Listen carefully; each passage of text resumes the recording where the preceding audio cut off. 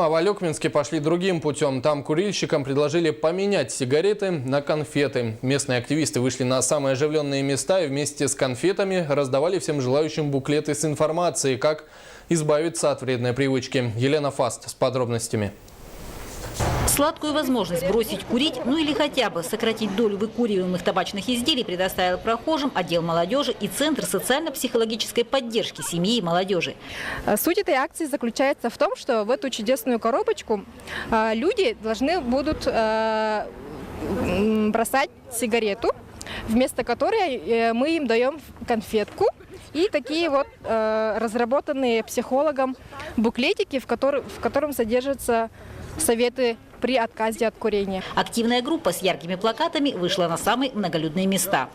Реагировали по-разному, но в основном с доброй улыбкой. Большинство, если и не собирается бросать, понимает, это было бы хорошо. Я согласен вполне с вами. Для чего оно нужно? Что курение – это вред. И желательно, конечно, отказаться от этого. А вам с легкостью пришлось отдать сигарету за буклетики и конфету? Нет, мне это вообще не жалко.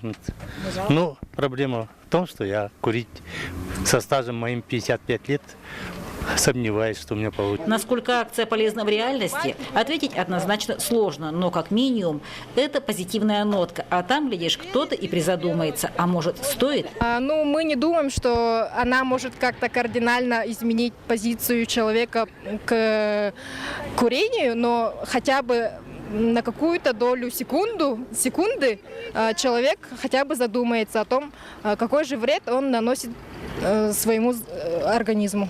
Советы в небольшом буклете, которые раздавали респондентам, простые и доступны. Самое главное, все зависит от вас. Елена Фаст, Ангелина Габышева, Максим Копылов, НВК Саха, Алекминск.